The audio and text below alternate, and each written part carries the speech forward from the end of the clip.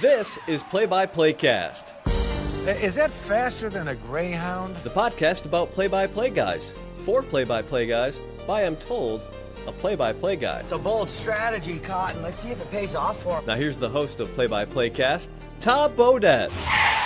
Wait, the Motel 6 guy? We'll leave the light on for you. No, Joel Godet. Joe Godet. Joel. Joel? Joel, with an L. Okay, here's your host, Joel Godet. Don't worry, nobody's listening anyway. Welcome back into the podcast about play-by-play broadcasters for play-by-play broadcasters, hosted by a play-by-play broadcaster. A professional development podcast that dives into the tips, tricks, experience, stories, process, and preparation of some of the biggest and best play-by-play announcers in the business. All right, first things first, you will notice today is not Friday. Today is Saturday, which is a day after this podcast usually comes out, and I'm just going to plead stupid this week. I was sick. I caught a cold at some point at the tail end of our trip to Charleston with Ball State men's basketball last week. Did not feel good doing the game on Sunday when Ball State beat Appalachian State, and then Monday, like, full-blown, all I ate was Jell-O. And then Tuesday, same thing, although I had to call a football game, which was hilarious when my voice cracked on a touchdown because I had no voice. So that was a thing that happened. And then Wednesday was back in bed. And then Thursday started to feel a little bit better and back in the swing of things. But, like, so I hadn't been at work for the most part, like, all week. And then, of course, it's Thanksgiving, and I just forgot it was Friday. And I'm shopping on Black Friday yesterday as you're listening to this, and it still never clicked. And I got a text from my dad at like 4 in the afternoon that goes, "Hey, no podcast today?" And I went, "What do you mean?" He goes, "Well, it's Friday." I was like, yeah, I guess it is. Totally blanked. It's just been a weird week that way. So thanks for bearing with me and checking us out here on Saturday morning this week. My name is Joel Godet. If you hadn't figured that out already, you can find me on Twitter at Joel Godet, JoelGodett, or you can shoot me an email, jgodett at bsu.edu. Our guest on this week's podcast, last week we had Doug Sherman, who was one of the ESPN voices for the Charleston Classic that Ball State was in last week with Virginia Tech and Alabama and Wichita State and Purdue. This week we have Jordan Bernfield, who was the other ESPN play-by-play announcer that was at the Charleston Classic. And Jordan and I go back quite a ways. He was a couple of years older. 1 or 2 years older than I was in college, and his career path has been interesting because he did not get into play-by-play immediately, and he'll give you the whole rundown of it. I won't spoil it. But again, as we say so often on this podcast, he took a road less or previously not traveled in this industry. So interesting perspective from Jordan, both about how he got to the network level, but also we get into some intricate stuff as far as voice lessons and honing your instrument and, like personal life things about being a broadcaster and balancing all of that. And on that note, this is the first edition of the podcast that has a broadcaster's wife in it. Deanna Bernfield will be with us on this episode of the podcast. So a couple different perspectives this week. Really fun conversation. I'm stoked for you to hear it, so stick around because Jordan Bernfield is with us this week on PXPcast from ESPN and Big Ten Network and NBC Sports Chicago. Usually I say we'll just start this on your answer, but I feel like we could just go here and I could save myself recording an introduction. Either way, we'll see how this goes. Jordan Bernfield joins us. We're sitting here over a bottle of Dasani and a glass of wine with our first live studio audience as well. Jordan's wife is here, so hopefully this goes well and they're still together at the end of the podcast. We'll be here all week. Yeah. What's going on with you? Like, tell me, your story is wild, because we always say on this that there is no one way to get anywhere in this business. Everyone carves out their own path. And you're a guy who was working studio radio, doing updates, and now here you are, like 2 years later, doing major college sports on major television networks. So it's a podcast, as long as you need. Give me the long and short of what your decision was in terms of how you were going to attack this and how you made it work for yourself.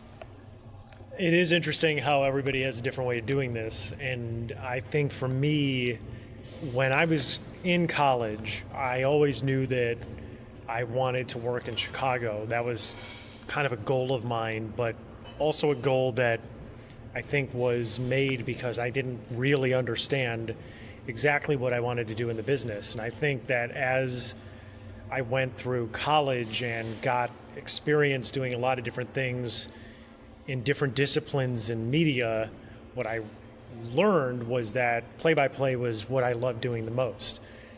The problem, obviously, for young play-by-play guys is where do you go? And when you get to some small town doing small town radio or television play-by-play, while that's great for experience, can you ever get out? Yeah, thanks. I don't mean you. But that's always the fear. You know, when I was in college, I was thrilled to get the Auburn Doubledays play-by-play gig because it was one that a lot of Syracuse kids have gotten. It was attainable for me. I don't think I was very good at the time, but I was able to get that opportunity, and doing the games all that summer was really helpful for me. But in addition to doing play-by-play, which I really loved the actual games, the rest of it was hard. I mean, it was not easy, and it was very tiring, and you inevitably are doing media relations, and you're cooking hot dogs at kids camps, and you're pulling tarp, and you're working 21 hours a day every day for 6 months. And when you're 22 years old, it's like, okay, fine, I'm going to do that because this is great, and I'm working in play-by-play. But I didn't think that was a sustainable career. You know, I thought maybe I could do that for a couple of years, but eventually I was going to burn out. And I love sports, and I love play-by-play, and so I thought I got to find a real job. I mean, so I guess for me it was like the recession hit in 2008 when I got out of school, and no one was hiring anywhere. And so I thought maybe if I can just get a job working in broadcasting in a major market, knowing that there's a recession, that if I could ascend in some way in that market, it might give me the credibility where one day, if I went to an ESPN or a Big Ten network and one of these places, they wouldn't laugh at me. You know, because you used to hear these stories, right, about how guys would bring their tape to the winter meetings and it would be on a CD, and they would take your CD, and if they didn't like it, they'd throw it out the window, right? You used to hear these stories all the time. Posters for days. Right. So, like, I didn't want to be the person that at 27 was working in market number 325, doing games, but to no one and for no one to consume it, and for no way to really move up realistically. So it just sort of worked out that I was doing a lot of Chicago radio that wasn't play-by-play. But while I was doing all that, and that was the most visible work I was doing a lot of play-by-play on the side. You know, I was doing play-by-play at UIC, doing women's basketball and volleyball, and then I was doing high school sports in and around the Northwest Indiana and Chicago area. So like anyone that knew me in Chicago, you know, the average listener would know me as a guy who was hosting a lot of Cubs post games or pre games, or they would know me as the guy that did the Northwestern pre and post game. But, you know, there's a lot of small companies around the area that knew me as somebody that wanted to do play-by-play. So eventually I just got to the point where I had done enough games as a side thing that I thought, realistically, if I sent this to an ESPN, that they wouldn't throw my tape in the garbage.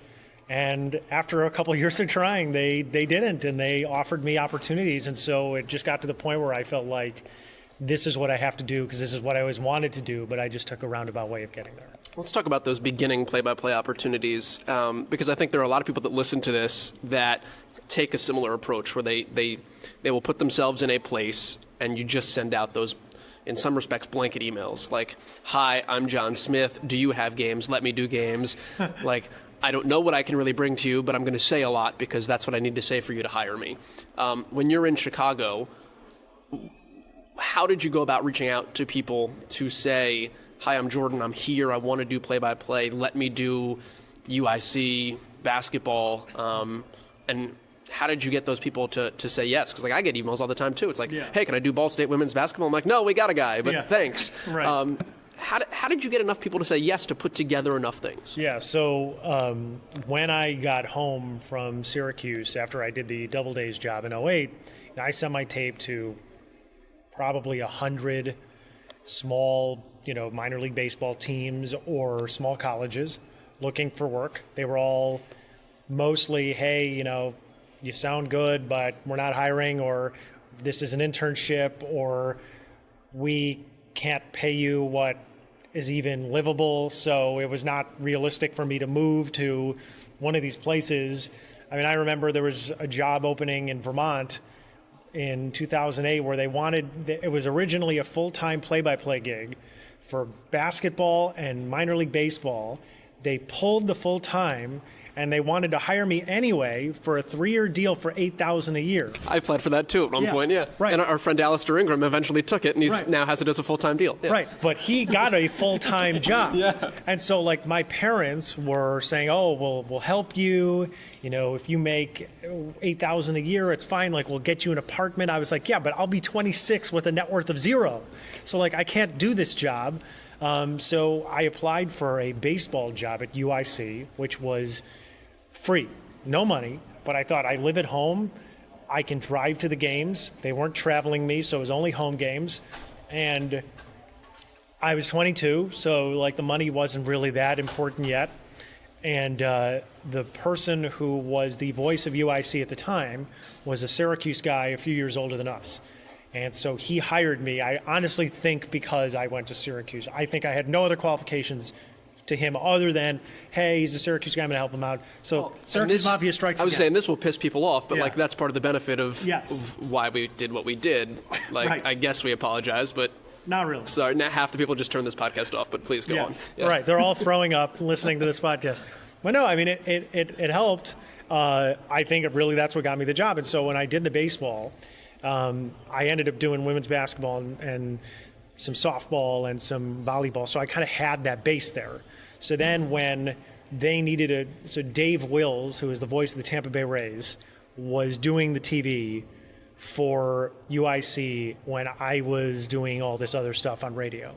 And when because he was doing White Sox pre and post in Chicago, when he left, I knew everybody at UIC. So I said to them, I realize I'm young, but I know your team, and I've been around it, and they all knew me.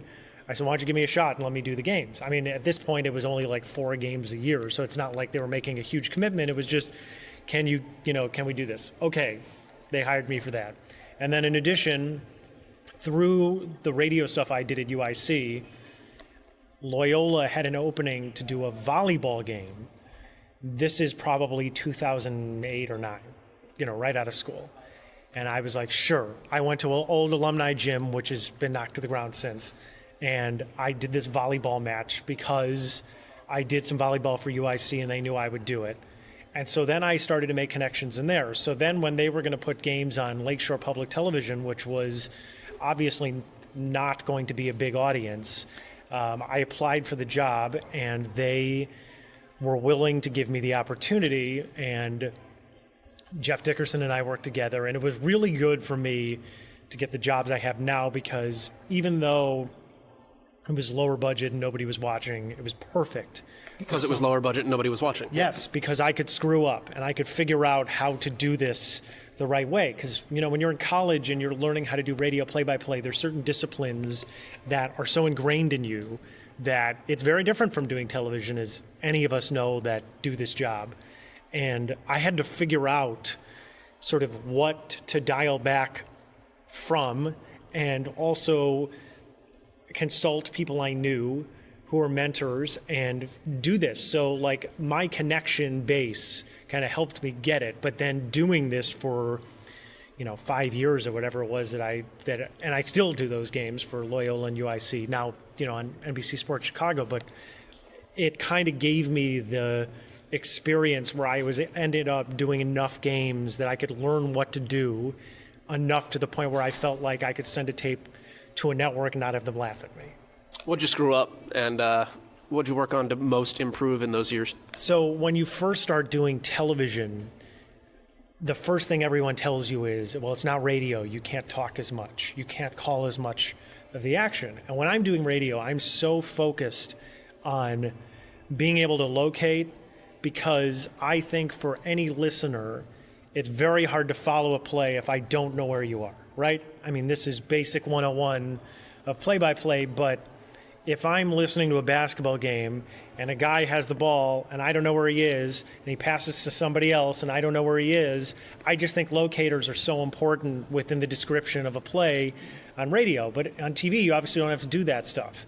And it took me a while to figure out how to caption things in the right way, where to put stories, and how to allow myself to kind of erase what my instinct was to try to call every single basket, because they can see it. And I don't have to do that. And when you do football, not to have to describe every yard line they're at, because they can see it. And just to be able to kind of economize your words in a way where you are enhancing what's happening in front of you, but not overpowering it. And honestly, one of the things that the networks tell everyone now is to not talk too much. And there will be plenty of times, even though I'm doing games now on the network level, where, you know, a producer will tell us after the game, we really liked that layout, where I said nothing. But they want you to convey to the listener what it feels like to be there. And radio is totally different in that way, but television it's about the visual, obviously. So that was hard to adjust to at first.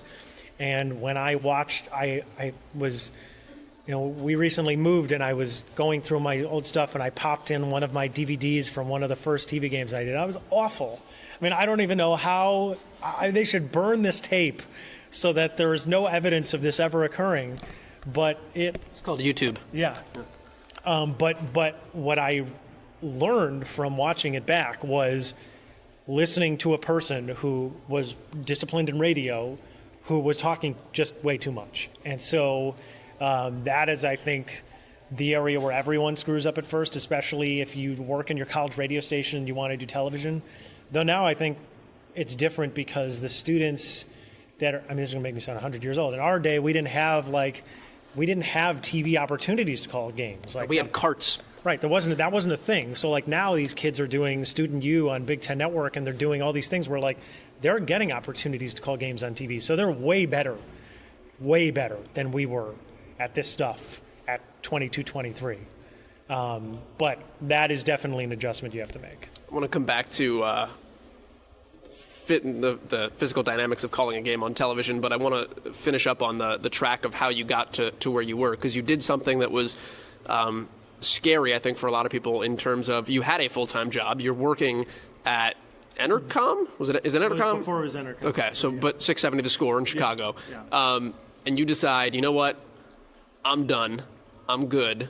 I'm going to leave my full-time job, and I'm going to do this play-by-play thing, and hopefully I get enough to make this worthwhile. Take me through that decision, how difficult it was to make that leap of faith, and why it was beneficial for you to make that leap of faith. Yeah, I mean, that was a hard decision. I mean, I can't sit here and say that it was anything other than very mentally stressful, because I think one of the things that a lot of people in our business will say is that if you have a job, you have to keep your job, because if you don't have a job, you can't get a job, right? And how many times have you heard people say that? And so I was doing the full-time job at the Score and then additionally working these games. But what ended up happening was, it's just sort of funny how the business works, right? I was working at WGN for 6 years. I was full-time there. You know, the sports station that they started goes under. I was sort of in a Cosmo Kramer situation where I was barely working for the station, but somehow lost my job anyway. And you got severance, though, for that, though, right? I mean, I did. It wasn't enough, but it's radio, remember? More than you were probably making in the first place. Yeah, right. But so, you know, I'm obviously looking for work. So when I got the job at the Score, you know, I started doing kind of midday and afternoon updates and the Saturday Inside the Clubhouse Baseball show with Bruce Levine. Like, that was my original position. And then they also wanted me to apply for the morning update anchor job, which I was not doing initially. And then they sort of eliminated the position that was when Mark Rohde became the pre and post game guy for the Cubs. And then I just moved. They just sort of combined positions because this is what they do in radio. And I ended up doing the morning drive in addition to my show. And then I was doing fill-ins on pre and post game with the Cubs. I mean, I covered several post games when they were in the World Series run and covered the parade. I mean, there was a lot of great things at the Score. What became difficult was at the same time, all of a sudden ESPN is starting to give me more work. And I'm starting to get some work at Big Ten Network. And I'm still doing UIC and Loyola. And now my schedule is growing and growing and growing. And I'm doing morning radio. And it became just incredibly exhausting because, you know, you're up at 3 a.m. every day to do radio. And then you come home and you're prepping all day for a game. And then you do the game and it's over at 9:30. And the earliest I'm home is 10 o'clock at night, and then I'm getting up 4 hours later and doing it all over again. It's just, for a while, I was like, well, I have to do this because everything as all the sum of all of it was good for me because it was a lot of exposure, but I don't think I could have done it for years and years and years. It wasn't a long-term situation. It was sort of untenable. And even though my wife is sitting here, I mean, she would corroborate this. I said to her, I don't think I can keep doing these things together and be sane because it was just so much. And I said, if you think it's crazy for me to quit, then you tell me and I won't quit and I will keep doing this. And she was the one that said, no, if this is too much for you and you're not happy burning both ends of the candle like this, then you should pursue what you want to do. So thanks to her, I really kind of had the courage, I guess, to say, like, listen, I can't do both. I tried to, negotiate a way to maybe do afternoons or middays during my busiest seasons so that it was, but understandably they wanted me in the morning. I had a good thing going with the guys and I really enjoyed working with them, truly. I mean, they're guys that I consider friends, and it wasn't like anything personal. It was just how you can't realistically be good at all your work if you're on in 3 hours or 4 hours of sleep every single night, all the time. And so I knew that play-by-play was what I wanted to do, so I figured I'm either going to do this and give all of my effort to it, or I'm going to be something worse than that, and I won't get more of it. So that's really what it came down to. Okay, so this is the first time we've done a podcast like this, so I have the fun perspective that I can literally walk to the other side of the table and now get, like, death eyes at me. Okay, so, Deanna, your husband decides that he's going to quit his job and venture this play-by-play thing. What goes through your mind, and how did this all play out? Wow, I'm so excited and honored to be a part of this. Yeah, thanks for being here, by the way. Yeah, absolutely. Thanks for including me. So for me, I'm just there and I see it every day, right? Not only see it, but I feel it because we're sharing a bed and his alarm goes off at 3 or 3:30 a.m. every morning, and I have a more typical office job. I work a lot of hours, but I'm not waking up then. And just to see over time the toll that it was taking on him to have such a strenuous schedule that's starting that early in the morning, I would kind of roll over and like grunt and be like, have a good day, knowing that it probably wasn't going to be a good day because even though he was doing things that he loved, it was just too much of it. And it clearly wasn't sustainable. And I don't think it is for anybody. And there are some of those superhumans that can just get by on 3 or 4 hours of sleep a night. And they're incredible, but it's just not him. And I knew it wasn't me. And I knew all along where his strengths lie and what his goals were. And they were in that play-by-play world. And so we kind of came to a point where we said, well, you've got both of these things going on right now. One of them you like a lot. You like the people you work with. It's great exposure for you in Chicago. But one of them is ultimately what you want to do. You're not doing it full-time enough quite yet to say, let's just take the leap of faith. But let's just take the leap of faith because otherwise, to Jordan's point, you're not going to get more of that if you're not able to give your all to it. And so I think, it it was a tough decision for sure, but I think it was the right one, and I think it's kind of the fruits of his labor are paying off now, and hopefully will continue to. But yeah, it's tough, but nobody can work like that 20 hours a day. It's not sustainable. Yes, we've had the relationship talk on this podcast many times as well with how difficult it is to sustain one in this industry also. Yeah. So all that being said, what do you think when you meet this guy who goes, I work 21 hours a day, and like sometimes I travel and kind of deal with it because that's just how this whole situation goes? Well, I think most of my friends would describe me as incredibly independent and stubborn and my own woman too. So for me, it actually wasn't daunting at all. And I also work in an industry that's kind of high stakes, commercial real estate, very all commission based, very sales oriented. So I get it for sure. So no, it wasn't daunting to me. I think it's exciting. And honestly, I always say this to my friends, but I think it's pretty rare that you meet somebody who is actually doing for their job what they've grown up their entire life saying they want to do with their life. It's like the kids that grow, when they're 5 or 7 years old, they say, I want to be president or I want to be an astronaut. Like Jordan, well, maybe he would have said, I want to be Greg Maddux, and he didn't quite make it there. And he always jokes he couldn't pitch over like 70 or 75 miles an hour. Neither could Greg, so it really... So the next best thing was, if he wasn't going to be pitching in the major leagues, that he would be calling games. And that's what he's doing. And so I think it's just absolutely incredible that he's actually playing this out in real life and he gets paid to do what he loves. And so didn't daunt me at all. I think it's awesome. Thanks for being here. Thanks for having me. Okay, cool. I'm going to go sit down again because that hurt my knees for a while. Yeah. All right. No, that was pretty good. I didn't know she was going to be on, but I think now it's a bonus. People will get, they'd rather hear from her than me. So. Just the rate gets doubled. It comes out of the budget. So you make this ultimate decision, and I know you said basically like you went around and just met with people. Yeah.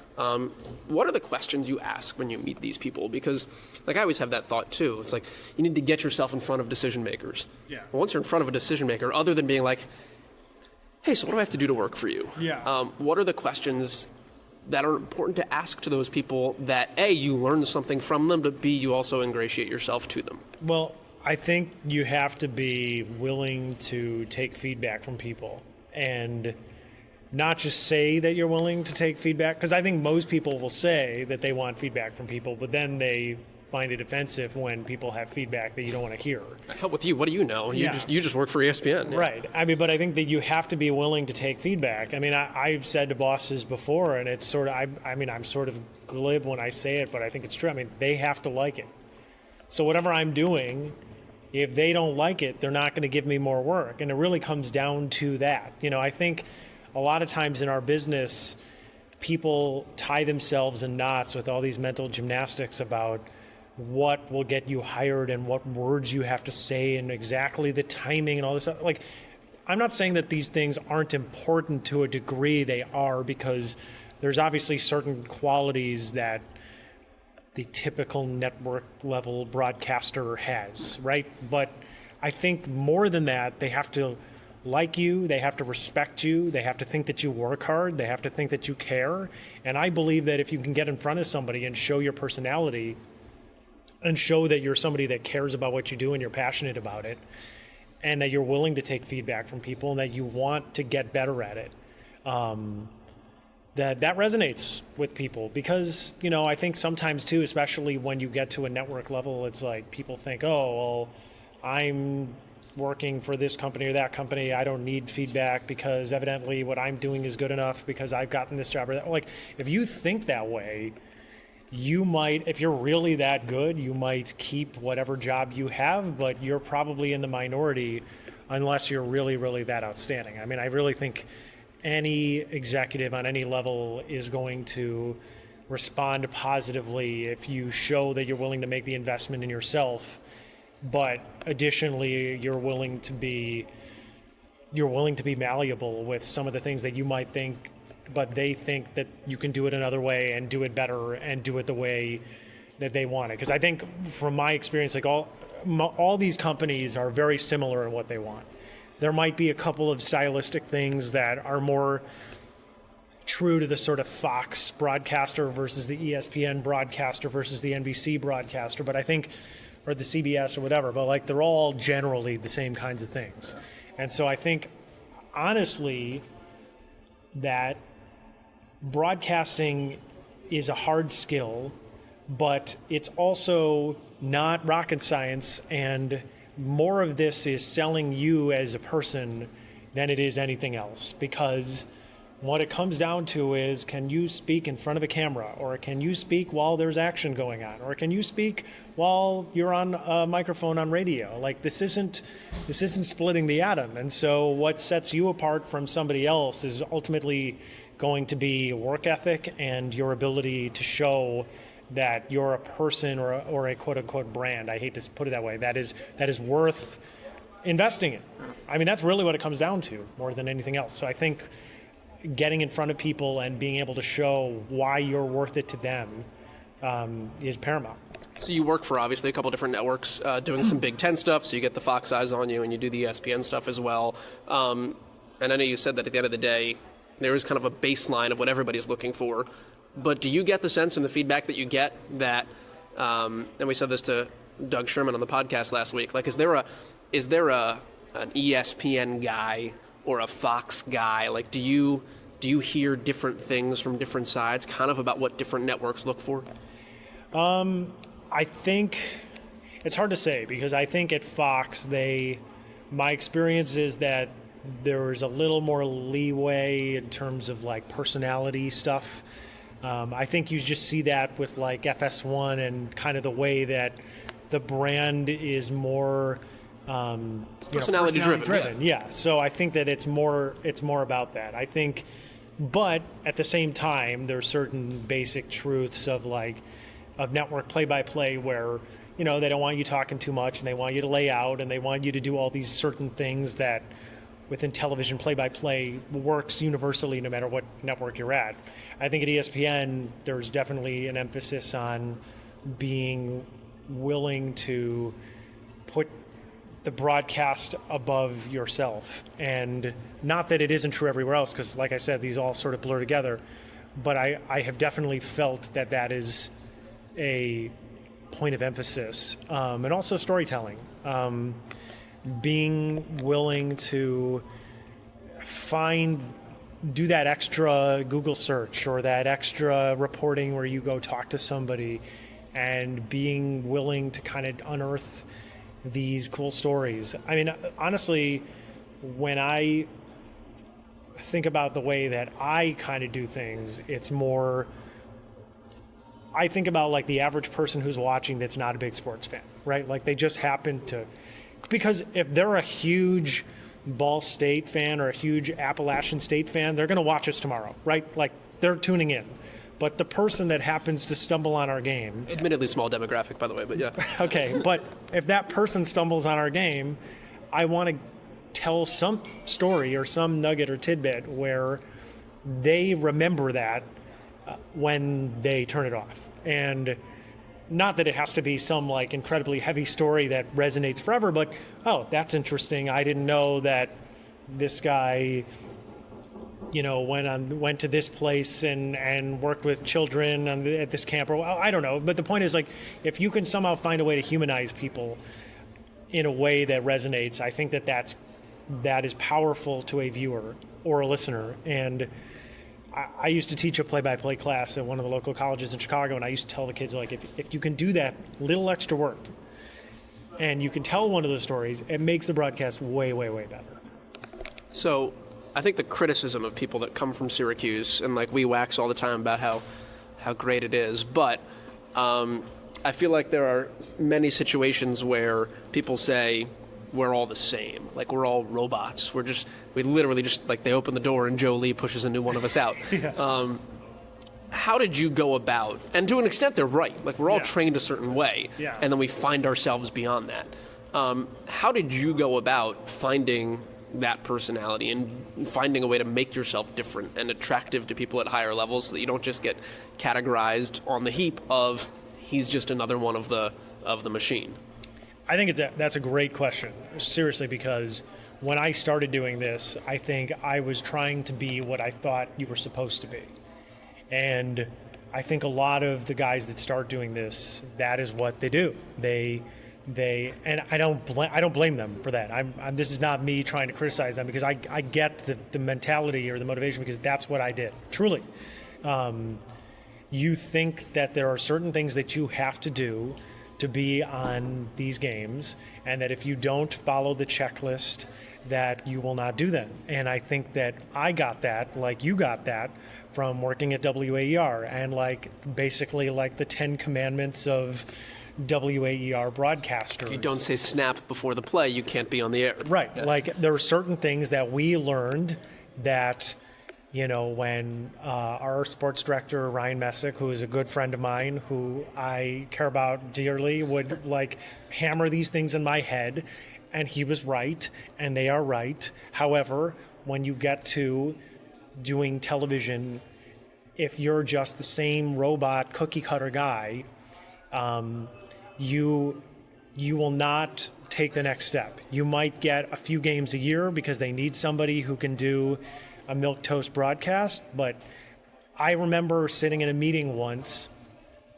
with one of my bosses, and he said, "Who are the broadcasters you like to listen to?"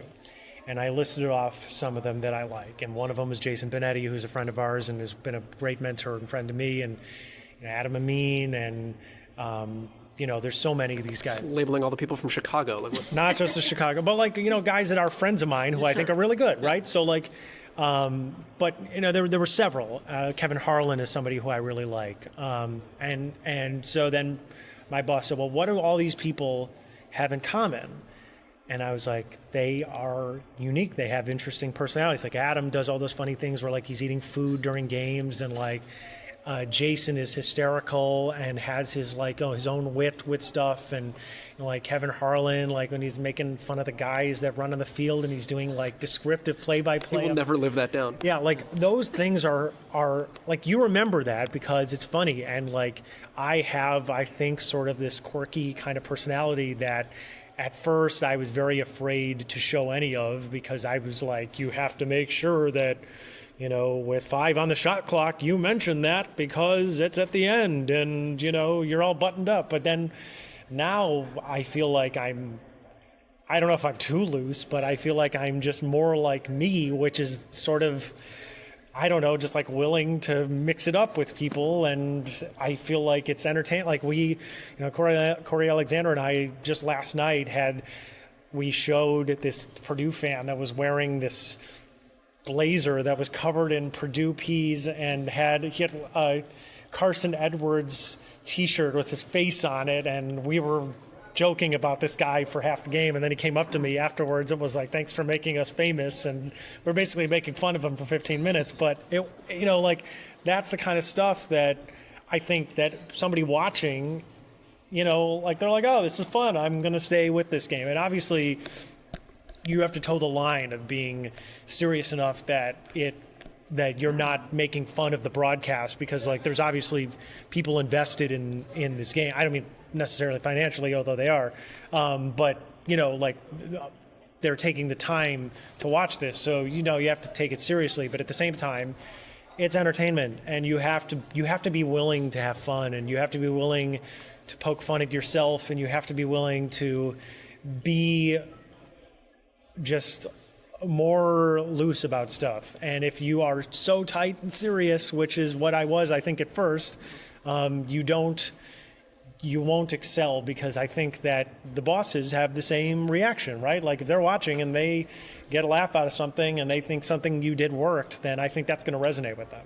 And I think it's easy to get caught up in the, like, this possession is an important possession. We have to talk about the game, and always we have to talk about the game. And like, we can divert to talk about this thing over here. That guy's got a funny sweatshirt, but back to the possession. Yeah. How do you find the middle ground of physically calling a game while also mixing in those stuff that there are those things that will keep somebody interested who just doesn't care otherwise? Yeah, I mean, I think that in saying everything that I just said, the biggest caveat is that if you're not funny and you think you are, that's bad. And I think a lot of people... Shit, I'm in trouble. Yeah, like, I think a lot of people think that they're funny, and they're not funny, and I don't think that I'm that funny, but I think I can be funny. And so, like, I think that I know when I am being funny and when I'm not. Your wife is dying, by the way. So. But I know that my shtick cannot be to just, like, make jokes. Like, that's not going to work out for me. So, like, I have to play off of something that's funny or, you know, find something situationally funny. But I think that, you know, you have to be... I think it doesn't work when someone is always trying to be one thing, right? So, like, if you're always trying to be the funny guy... that can be grating just as much as, you know, if you're always trying to be like the Tom Rinaldi serious guy, that could also be potentially, you know, rub somebody the wrong way. So, like, if you have to sort of find the balance of, you know, not trying to be too one thing. Like, I grew up loving listening to Pat Hughes, who does Cubs radio, and one of the things that I think he is as brilliant as anyone who's ever done it at doing is that he is a great, serious play-by-play guy who can give you not only the nuts and bolts, but great description, and you know exactly what's happening at all times. But he also has made me laugh so hard in the car that I am crying laughing. Like, that ability is difficult to have, but he knows how to use it at the right times. And obviously, when Ron Santo was alive and the two of them had this like back and forth thing, it was like the ultimate of radio, because like even in the most intense Cubs game, when in the years where they were good, when the two of them were together, which frankly wasn't a lot, but when they were good, it just made you want to listen. And, you know, it makes you want to be engaged. And I think that that's like Jason Bennett is so good at that. Like Jason can bring the drama of like a big moment in a White Sox game, but then also be the guy that does some like hilarious Sox math question, and like I'm laughing. Prize shelf. All you want is the prize shelf. I know. Like sometimes I'll text him during the game and be like, "What do I have to do to get the thing off the prize shelf?" He'd be like, "Win Sox math." Well, he's right. But no, I mean it's like those are the things. Like if you can mix it up, and the timing of it is good. I at least know, as a not that funny person, that the timing of being funny is what makes things fun. So your wine glass is almost done, and your wife's is almost done, and she flew down here to not listen to this, but spend time with you in a cool place. Yeah, so, but I do want to ask you about something that I know you've been through, that I've gone through, that I know a lot of people ask about, and we talk about sometimes on this podcast. You and I are both from the same school of we don't sound like the voice of God. Like we both have very the everyman voice. Yeah, like we sound like normal people. Yeah. And like one of the very early criticisms I got was like, you're gonna have to change your voice. Like you're gonna have to alter the way you talk on air a little bit, not so that you sound like Joe Broadcaster, but so that you sound like a broadcaster. How did you approach that? I know you got lessons from somebody quite far away. Yeah. What was that process like for you, and how do you feel it benefited you now that you look at it in hindsight? Yeah, well, now that I've had this glass of wine, I'm more open to talking about it, I guess, because it was something I didn't really want to talk about because I felt like it was, in some way, I used to think it was like it was a negative against me or something, but I think that if you want to be good at something, you have to invest in all aspects of what you do to be good at it. And, you know, I listened back to my old tapes in college, and, you know, I was very nasally sounding, very high-voiced. It was not that was my natural voice, because it's not, but it was that I really didn't know how to breathe, which sounds ridiculous, but if you take voice lessons, you will learn that some people don't really know how to breathe properly. And I was 25, and I was working at WGN in Chicago. And my old boss, Tom Langmeyer, who if he listens to this, I am forever grateful to him because he said to me, I sat in his office, and he said, you have the ability from a writing and technical standpoint to be really good in this business, but you're never going to get there if you don't learn how to be better at delivering your voice on the air. I never even knew really what that meant. Honestly, I didn't have any concept of it. I mean, I remember in college sending my tape to a couple people who said, you know, who sent me charts of diaphragmic breathing. I didn't know what I had no idea what they were talking about. Like, this was a totally foreign concept to me. But when I sat in his office and he said, you can't get to where you want to go unless you do this. Literally, the next day, I woke up and I Google searched voice lessons in Chicago. And I looked at reviews of like 5 people. And this one person, Jillian, who's been my voice teacher for years, I called her and I was like, hey, I'm a radio broadcaster at WGN. Do you work with broadcasters? Like, I just figured they work with singers. Like, I had no idea. Turns out they work with plenty of broadcasters, and plenty of people use a voice coach. Did not know that. And so I went, and now, honestly, if I listen back to tapes of myself from, I can't listen to it. I'm embarrassed, truly. Like, I can't listen to it. And I think that my voice is, I have to maintain it a lot. When I'm working, I do my warm-ups. Like, you're an athlete, you have you really? Like, still to this day? Yeah. You'll go in the bowels of the stadium and do your yaw. Yeah, well, you not only that, but, like, during commercial breaks, I will hit the cough button, and if I feel like my voice isn't where it needs to be, they don't hear it. Actually, one time I accidentally hit talkback and started doing my voice exercises, and my producer in my ear was like, what the hell are you doing? I was like, oh, sorry, nothing. Don't worry about that. I'm an idiot. But yeah, so no, I it's something that I think anyone that isn't blessed with the incredible pipes that some of these guys have. And listen, some guys have such great baritone voices that they can basically just live off of that, right? They sound incredible and they can be whatever they want to be because they sound so good. But for me, it was always something where I knew I was going to have to work at it. And now I think I'm in a way better place thanks to the work that Jillian has helped me with. But additionally, I think that it's something that continues to evolve, right? Like, I think probably 10 years from now, I'll probably sound a little bit different than I did, than I do now. So I think anyone, not just in radio and television too, because, listen, a lot of people, when I started doing games for ESPN, people were like, well, how did you get these games? Like, what did you do? It was like I had some key to a dark closet somewhere and unlocked the secrets of life. I sent Pharaoh pie. Yeah, right. It's just, obviously you have to have some level of understanding of what you're doing, but beyond that, they have to like what comes out of the speaker.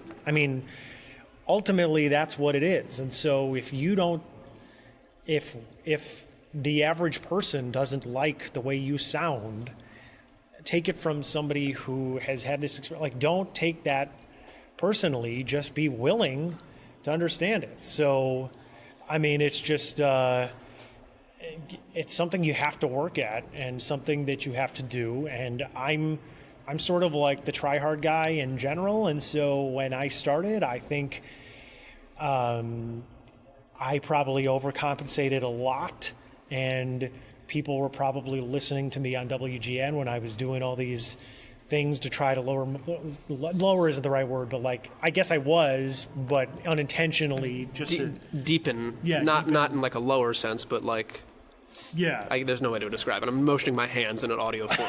Yeah, no, it's I thought I had to make, I had to sound like this, but you have to sound like you sound, but just with more resonance and more breath behind it. And it's all breath, and it's all how you breathe. And I know now if I'm connected to my breath, and I know when I'm not. And so when the later years I was working at WGN, when I'd been doing these lessons for a couple of years, one of the guys I used to work with used to make fun of me. He goes, oh, you're putting on your radio voice. And off the air, I said to him, no, I'm connected to my actual voice. This is what I should sound like if I knew what I was supposed to do 3 years ago. Oh. So it's a battle, but it's one worth taking up if this is something that you want to be doing. It's funny on my end because I have the problem where I will get too tense sometimes and my jaw will lock up and it ruins how you sound vocally. So I have stress balls in all of our equipment. So like there will just be like, you'll open up the radio equipment, there's just stress balls. I'm like, what are these for? I'm like, and like in the middle of a game, I'll be like, John, grab me one of those.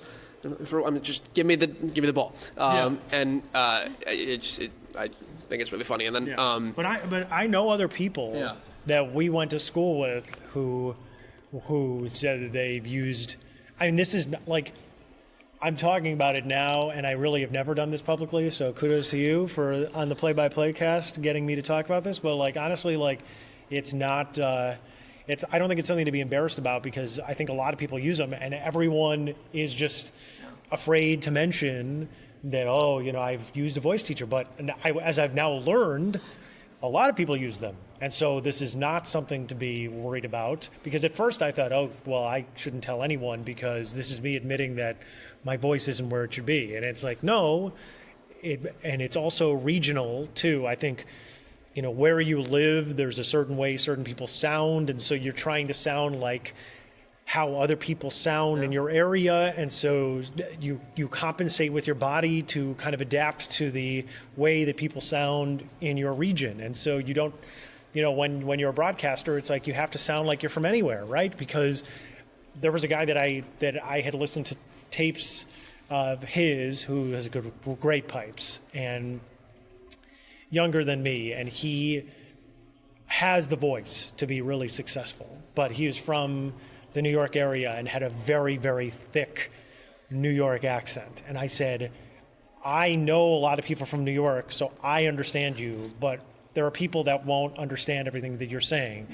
So you have the pipes to do it, but you need to learn how to enunciate. So he went to somebody to learn how to be better at enunciating. I mean, like Linda Cohn on SportsCenter is famous for talking about how she has like a really thick Long Island accent and has figured out how to speak in a very sort of, layman kind of way where like anyone can understand. Like I think a lot of people wouldn't even know that she has an accent because she has so adeptly learned how to speak in a very relatable way to anyone that lives in any region of this country. So it's important. I believe in it. I'm going to keep doing it. I don't think I should stop doing it. And I honestly think that when I don't do it for a month or two, I will notice that I am losing it. It's like anything else, right? Like if you're on a workout plan and then you stop working out, you lose your progress, right? So like if you're training for a marathon and then you don't run for 3 months, you're not going to be in the same shape. If you are a broadcaster and you want to have voice quality maintained and you stop doing lessons or you stop maintaining your voice, or you stop doing your exercises, you will be worse. So if you have the great pipes, I commend you. If you don't, I believe in it. So last question, because Ball State has a game in 13 hours, and all I know about Appalachian State is they got a freshman from Iceland, so got some work to do here. But working at the national level, and I just think of this because I'm scrolling through Twitter today, and I saw somebody yelling at Adam Amin. Why do you hate everybody's team? So, by the way, Adam is the best at handling this because he just like goes at. I was saying this to Deanna right before we started this. I was like, Adam is great at handling people that think that they hate their team because he'll just like crush them while he's on the air, which is amazing because like usually when I'm on the air, I'm thinking of so many things that I can't do Twitter. But there are some broadcasters that are like on Twitter the whole game, which they're incredible multitaskers, and I commend you. I cannot do it. I have enough trouble figuring out what people are saying in my ears during a game. But no, I mean, I think the funny thing is like, if you're doing your job right, you are talking about both teams equally, probably, or you're talking about the biggest story in the game. And if you're a passionate fan, then it means that you want the broadcaster on a national level to be talking about your team the entire time, which is obviously not going to be what happens, but they are fans, which is short for fanatics, and so I understand the mentality behind it. And I don't honestly, like at this point, I don't. The funniest part of the like, why do you hate my team thing? I didn't even get that stuff. When I did radio, and I was doing talk radio, I felt like I had the most like benign sports opinions, and I would be told how much I suck multiple times on a daily basis. Which they are, you're all right, I'm terrible, you're right.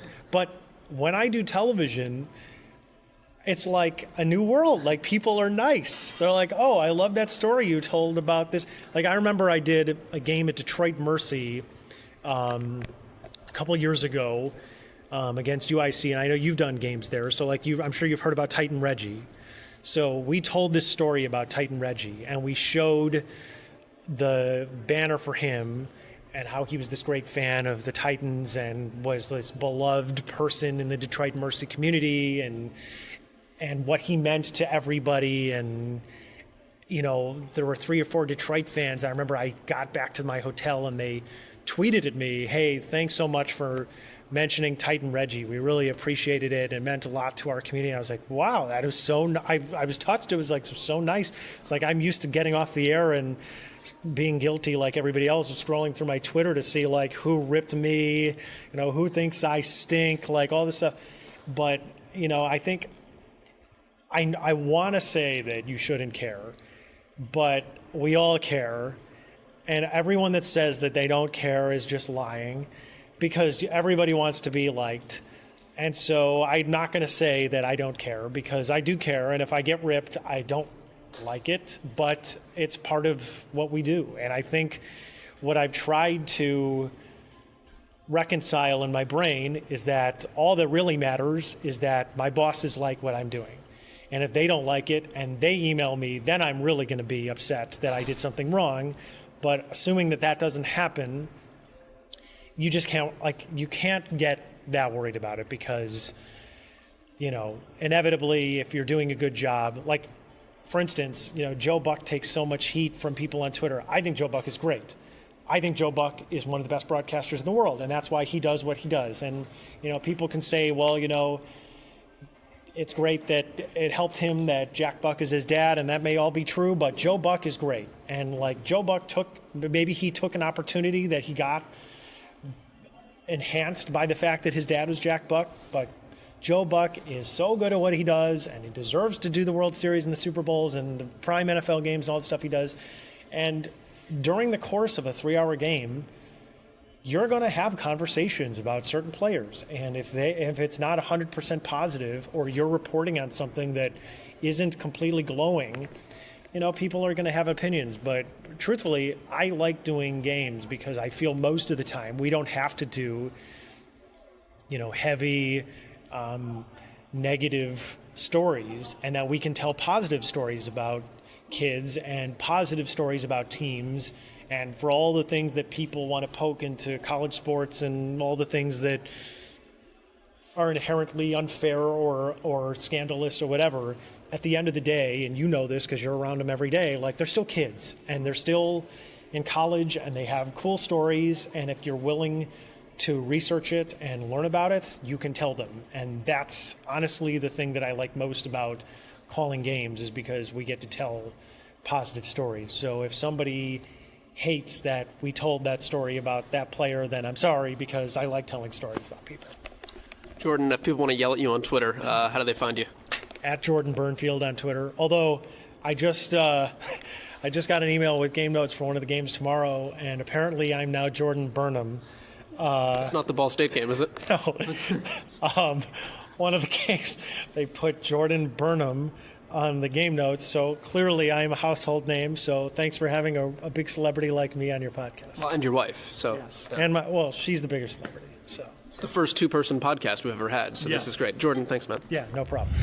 That's Jordan Bernfield joining us here on PXPcast. He worked with Corey Alexander on the Charleston Classic down in South Carolina, and their third man, their sideline guy, and third man in the booth on the last day was a guy by the name of Noah Savage. And this didn't dawn on me initially, but it was cool because after we taped this podcast, Noah came and joined the table and sat down, and we were talking until like 1 a.m.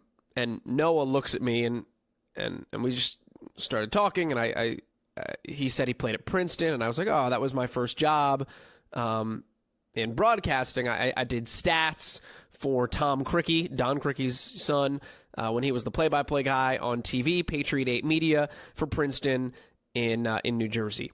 And then we had this realization that I had done stats for his games when he was in college, which I thought was really funny. He goes, Noah. And I went, you're Noah Savage? So that was kind of cool. Small world. That basketball and broadcasting always somehow circles back around. Speaking of that conversation, too, by the way, we sat there after doing this interview, Noah, myself, Jordan's wife, talking in the hotel bar in Charleston until, like, close to 1 in the morning.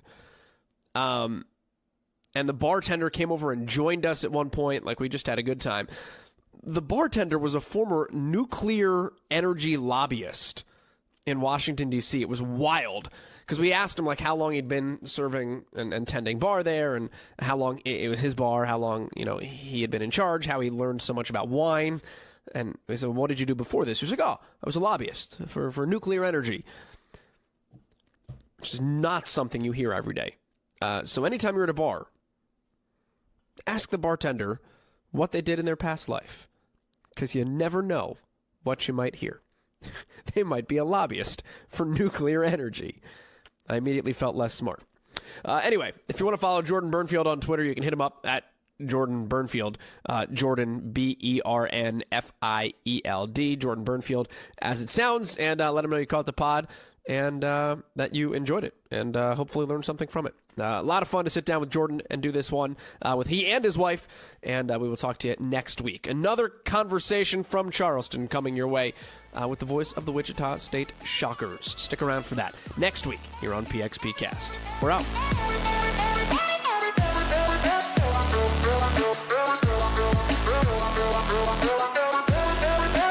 And that will do it from St. Louis, where the score is inconclusive.